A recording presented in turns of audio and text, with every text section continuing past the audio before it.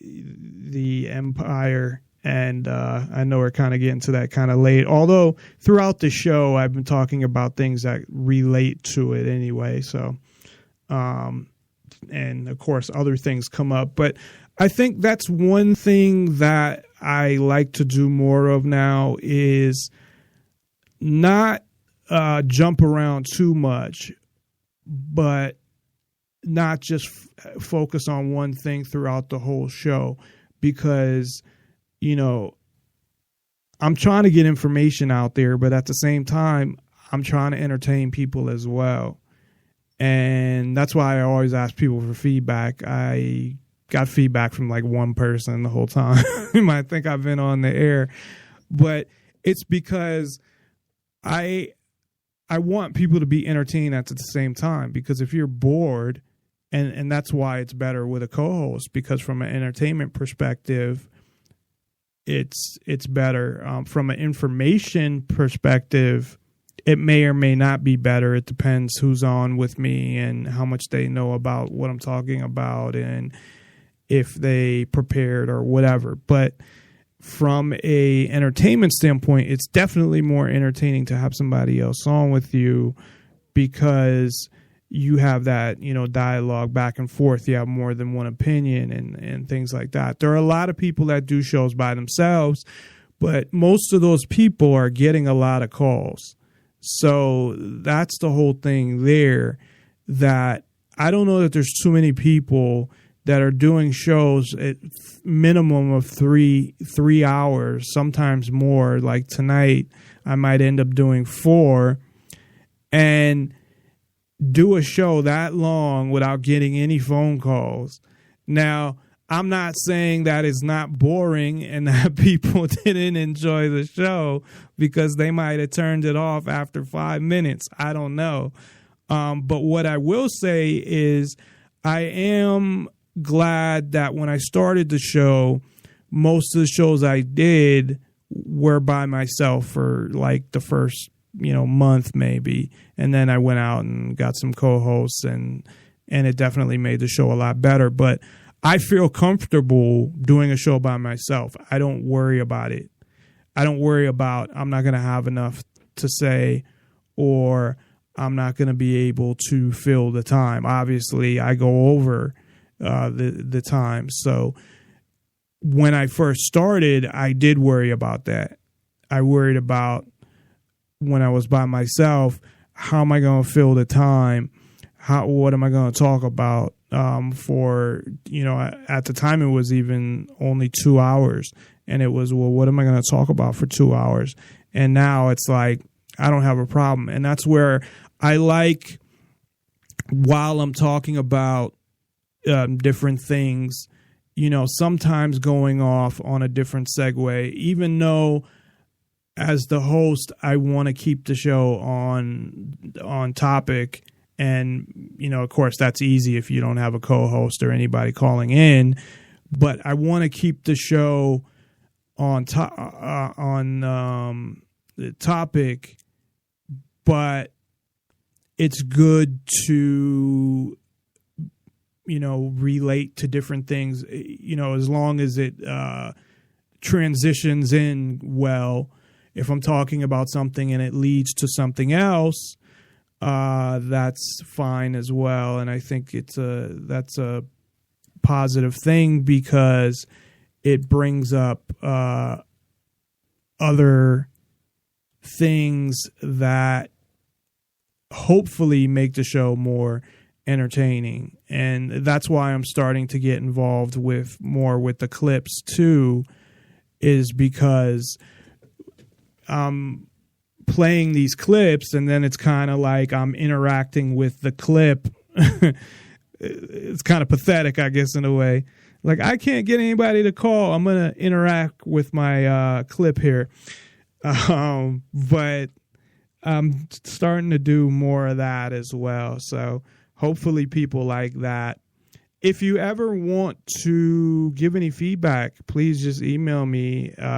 You can go to NonPartisanLIbertyForall.com, contact us, and there's contact information as well as like the form you can just, fill out, or you can just email me at gmail.com, or if you're on my Facebook page, send me a Facebook message.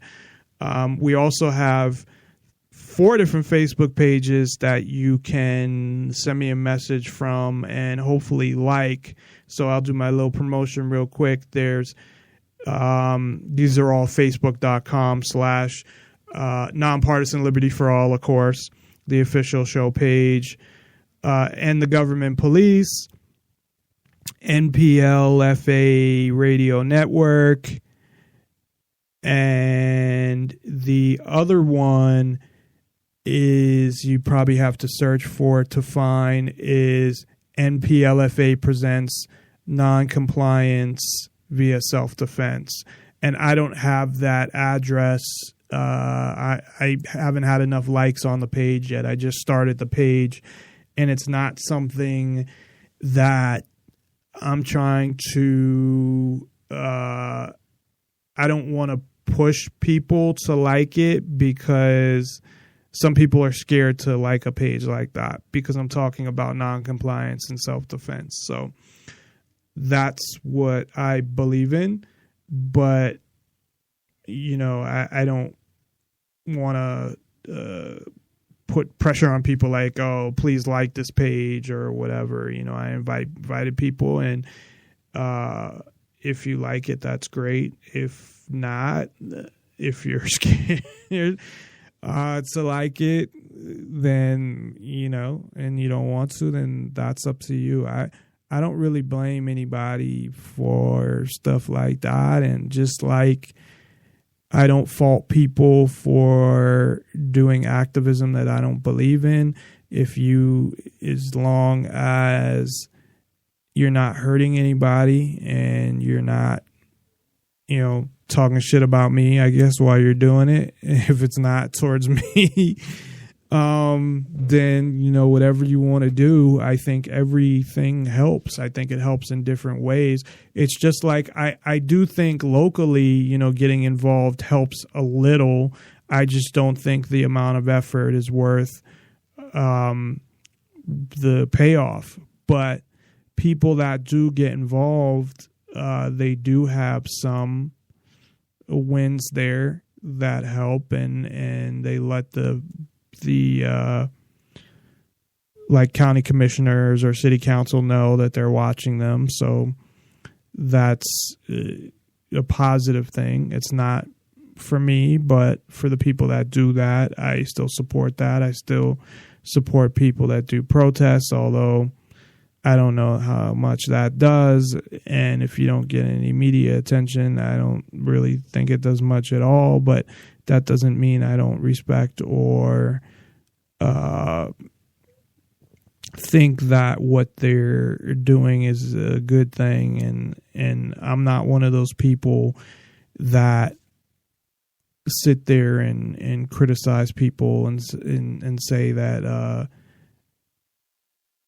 you should be doing this or you should be doing that, and tell people what activism they should be doing, because that's totally up to them, and that's their thing as far as what activism they want to do.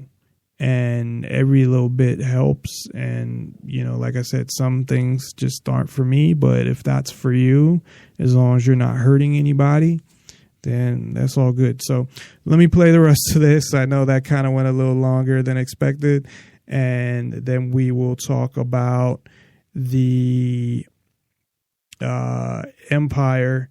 And like I said, I'll probably stay do an extra hour, especially since I only got about 4 hours of work tomorrow. So can always take a nap after work. However, do all your stuff at a mosque, because they are prohibited from, that's a safe space for criminals, let's say. And Julie, the White House seems to believe that if we don't provoke the terrorists, they will not come after us. And we see today that video saying that they're going to blow up the White House, that's without U.S. boots on the ground. So it doesn't seem to really make a difference. They want to kill us no matter what. Well, look, they're provoked. You know, the concern for me is not so much the people in Syria who are there now. The concern for me, and we saw this in France, is these are people who are French nationals, Belgian nationals, who are already here. I don't know if they're in the United States. Our Muslim community is not as radicalized as the ones in Europe. Yet? For very good reason. France has a lot of work to do in terms of its relationship among the mainstream communities and their Muslim communities. Their Muslim communities are a lot more segregated than ours here in the United States.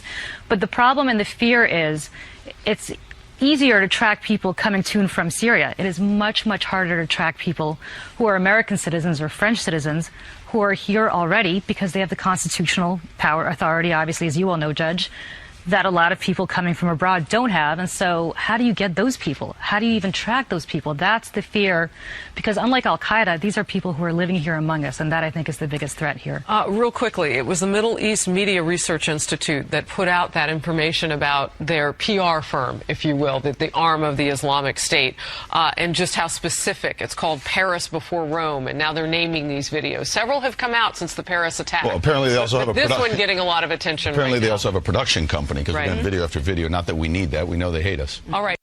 Dina Gosowski. Dina, some say the U.S. is climbing out the recession. So why such a gloomy forecast? Well, it seems like there's a bit of a contradiction because all of the headlines here in the United States read that the U.S. economy is actually growing. So does this mean that the government stimulus is working? Are we out of the recession? And how long might the recovery last? Well, author and professor Johan Galtung has a little bit of a different perspective on what's going on. His new book is Fall of the U.S. Empire, and Then What? And he joins me here in our studios today. Thank you so much for being here. So, my pleasure. You make quite shocking claims in this book, saying that the world is witnessing the fall of the U.S. empire. How so? Nothing original about that. It witnessed the fall of the English Empire, the British, if you will, the French, and the Soviet Empire. I predicted the fall of the Soviet Empire in about 10 years' time, in 1980, and it fell on time. So in year 2000, I made a prediction of 2025 for the U.S. empire, but then George W. Bush was elected president, and I saw him as an accelerator of the process. So he was, 2020. So, but you say that the fall of the U.S. empire, if it were to happen, is actually going to make the United States itself, the republic, more efficient and stronger. Precisely. How is that? It would be an enormous benefit. Just like Russia benefited from the fall of the Soviet Empire. England did for the same, France did the same, and the US will be. See, if you're swimming with an albatross around your neck, you don't swim well. And the albatross is the empire. The feeling that you have to be obligated to make, up to now, 243 military interventions around the world, which is a little bit much since Thomas Jefferson started, that you have to twist arms for political reasons, that you have to have bases everywhere. And of course it costs an enormous amount of money, in spite of the comfort that you think you have a divine mandate to kill. And that's perhaps the crux of the matter. The world doesn't believe that the US has that mandate. For that reason, the legitimacy is gone. The magic is gone. I think it started actually with the Korean War, where for the first time since 1812, the US did not win a war. And from that point on, it has gone down, down, down. Vietnam War, Iraq War, now the Afghanistan War. Let us just remember that the French finished their empire with the Algerian War, which they lost. The British with the Mau Mau uprising that killed only 30 people on the British side. The Britons killed tens of thousands. That was the end. And for the Soviet Union, it was Afghanistan. I saw a T-shirt the other day where it was written, "Welcome to Afghanistan, where empires go to die." So, given everything that you're saying, what can the United States do to perhaps ensure that there will, quote-unquote, be no fall of its empire? Is there anything that they can do at this point? Absolutely, very concrete things. Pull back bases. They have more than 1,000 bases in about 170 countries. Pull them back like Britain did in 1965. Be better at conflict resolution. Don't find military, quote-unquote, solutions to everything. Can you equate that with the situation in Iran that's going on right now? Absolutely. There was an opening from Obama to admit that in 1953 the US had in fact overturned a legally elected prime minister. That was something. He could have added a little word of regret, that he could have, maybe a little apology, but I think it opened things. There are oceans of things to do along that kind of line. Now, politically,